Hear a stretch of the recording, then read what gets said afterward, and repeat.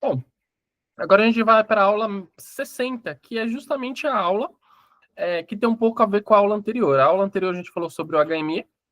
Essa aula 60 a gente vai falar um pouco sobre os ETFs, né? Então, o que são os ETFs, né? Tem esse nominho, Exchange Traded Funds. Eles são o quê? São fundos de investimentos que têm se tornado muito populares devido à sua gestão passiva e à capacidade de replicar o desempenho de índices de mercado, como o Ibovespa, SP500, Nasdaq, entre outros. E aí a gente vai detalhar um pouquinho sobre os ETFs. Bom, primeiro, o ETF ele tem uma gestão passiva. O objetivo principal é replicar o desempenho de um índice de mercado, ou seja, o gestor do fundo não faz escolhas ativas de ações ou ativos, né? Mas sim segue de perto o índice de referência. Exemplo, o ETF IVVB11, que a gente consegue comprar aqui na nossa bolsa, ele segue o índice SP500, que é o índice americano das 500 maiores empresas do mundo, né? Então, esse seria a replicação, né? Baixo custo de gestão. Como não há necessidade de um gestor ativo e análises constantes, os ETFs passivos têm a taxa de administração muito menor. Então, 1%, 0,50, 0,30, 0,80, sempre taxas menores. Fundos de investimento já tem taxa de 2%, 2,5%, até 3%, por exemplo, ao ano. Então, os ETFs eles têm uma taxa menor. Existem ETFs nos Estados Unidos que têm taxa zero. Taxa zero. Então, assim, é bem legal.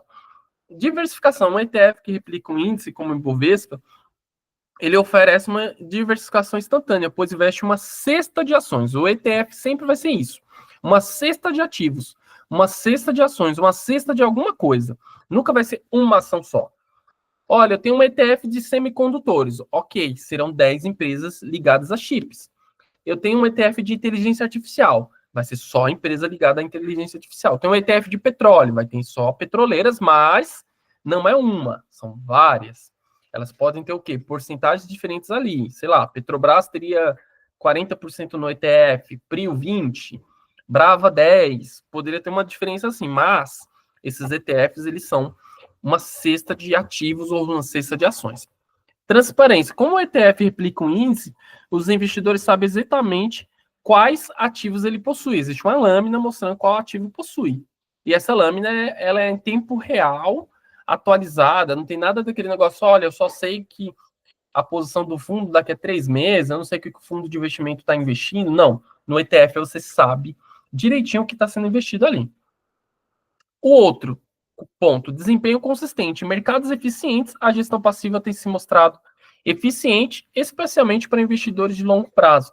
Não apenas no mercado eficiente. O Brasil, por exemplo, ele está crescendo demais em ETFs, e que eu vou mostrar para vocês. Está crescendo muito. Então, assim, é bem legal nesse ponto. Desvantagens. A desvantagem do ETF é que não há superação de mercado.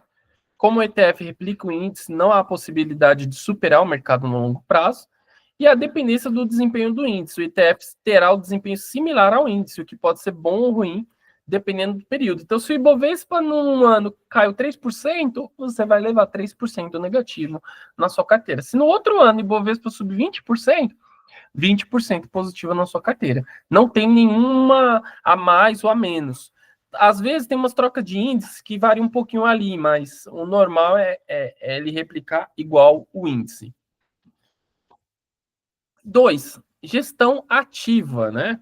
Na gestão ativa, os gestores, né, buscam superar o desempenho do índice escolhendo ativos de forma estratégica, baseando-se em análises fundamentais ou técnicas, né, ou fundamentalistas. Fundo de ações tradicionais, como fundos de renda variável e fundos multimercados, geralmente tem a gestão ativa. É um gestor, uma equipe, eles que vão escolhendo as ações, vão escolhendo os ativos. O legal, qual que é a vantagem do fundo de investimento? Potencial de superar o mercado. Com a gestão ativa bem sucedida, o fundo pode gerar retornos superiores ao índice de mercado. Segundo ponto, flexibilidade. O gestor pode ajustar rapidamente a composição do fundo, aproveitando-se de mudanças econômicas e oportunidades de mercado. Ele pode trocar, eu vou sair dessa empresa A para ir para a B, porque está num setor um pouco melhor. 3, ali, a terceira vantagem, estratégias sofisticadas. Estratégias como Market Time, Value Invest ou Momento Invest podem ser usados para tentar maximizar os retornos. Qual que é a desvantagem da gestão passiva, da gestão ativa? Custo elevado. A gestão ativa envolve taxas de administração e performance mais altas, o que pode corroer o retorno ao longo do tempo. Risco de baixo desempenho. Se o gestor não for eficiente, o fundo pode ter um desempenho inferior até mesmo ao índice de mercado, né? Então, a gente tem uma faca de dois gumes. Pode sim, a gente tem um problema aí de um mercado simplesmente bater o fundo de investimento, tá? E a falta de transparência. Não se sabe exatamente quais ativos estão sendo escolhidos ou o que pode aumentar o risco. Você não sabe, né? Qual que é o retorno dos ETFs no longo prazo? Por exemplo, o ETF SPY, que é o que replica o SP500, ele tem retornos atuais compostos de 7 a 10% ao ano, no longo prazo, ajustados pela inflação, ou seja, tira a inflação 7 a 10% de valorização real, que é bem expressiva, uma rentabilidade bem legal. ETFs no Brasil, o BOVA11, que replica o Ibovespa, tem retornos anuais próximos, né, à performance do índice Ibovespa, né, então não é uma grande rentabilidade igual o SPY. Eu fiz até um estudo aqui, o SPY, ele praticamente ele dá de dobro em relação ao BOVA11, né, na maioria das janelas. Comparação com fundos ativos. Muitos fundos de gestão ativa que buscam superar o mercado não conseguem, de forma consistente, bater os índices, especialmente após as taxas de administrações serem descontadas. Estudos mostram que ao longo de um período, a maioria dos gestores ativos não consegue superar o índice de mercado de forma consistente, o que mostra que a gestão passiva, ou seja, os ETFs, acaba sendo melhor. E existe um estudo chamado da SPIVA, né? Que é um estudo da S&P Índice versus Active, ou seja, índices, ou seja, ETF versus gestores ativos. Esse relatório da SPIVA sai, acho que a cada 6 meses, ele mostra que na indústria de fundos de investimentos, se eu não me engano, é apenas 10% dos fundos de investimentos que batem o mercado. Então, de cada 100 fundos de investimentos, apenas 10 batem. Então, faz muito sentido você ter o quê? ETF na carteira. Total sentido ter um ETF na carteira. Aqui já foi o retorno que a gente mostrou, né? BOVA11 ele é cíclico, né? Então, várias décadas ele batia de 10 a 12%, né? Mas também teve anos que ele bateu menos. E aqui mostra mais ou menos como que é o retorno desses fundos, tá? Então, aqui existe um site, que é esse aqui, ó, Bora Investir. E a gente clicando nele, é onde a gente consegue ver todos os ETFs listados na nossa bolsa. Antigamente, há uns 4 anos atrás, 5 anos atrás, antes da pandemia, a gente tinha poucos ETFs aqui no Brasil. Tinha 20 ETFs. Né? Era uma gama extremamente curta. Era absurdo. Né? E agora, olha o tanto de ETF que a gente tem. Cadê? 359 resultados. Ó. 359 ETFs. Então, por exemplo, se a gente quiser ETFs de commodities, olha o tanto de ETF de commodities. Lembrando que esses que têm final 39, eles são BDRs de ETFs, ou seja, a liquidez deles é um pouco menor. Já esses que têm final 11, porque todo ETF tem final 11, via de regra, né? Esses que têm final 11 são listados aqui no Brasil sem precisar de BDRs. Então, por exemplo, tem de boi gordo. Boi gordo, ó, retorno de 30% no ano. Tá? No mês, 4%, ó, batendo tranquilamente a renda fixa que rende 1% no mês. Vamos ver um outro aqui, ó, Corn 11, que é milho, subindo 9% no ano. Gold 11, o mais badalado aí. Eu acho que eu cliquei e foi para ele, não era para ter ido. Gold 11, o mais badalado. Deixa eu voltar aqui então na classe de ativos. Vamos para commodities. Opa, pronto. Gold 11 é o mais badalado aí, é da XP. Ele é você consegue comprar pelo home broker. Olha a rentabilidade no ano, 48%, porque o ouro disparou, né? Então aqui a gente já tem alguns exemplos de ETFs ligados a commodities. Tira aqui commodities, vamos clicar em ações. Ações vai ter muito ETF ligado à ação. Então, por exemplo, tem esse ACWI11, que é Trend Mundo. Esse é um ETF ligado a mundo, ou seja, o que todos os índices do mundo tiverem de retorno, ele replica. Olha o retorno no ano, 22%. A gente tem o Ásia 11, que é da Ásia.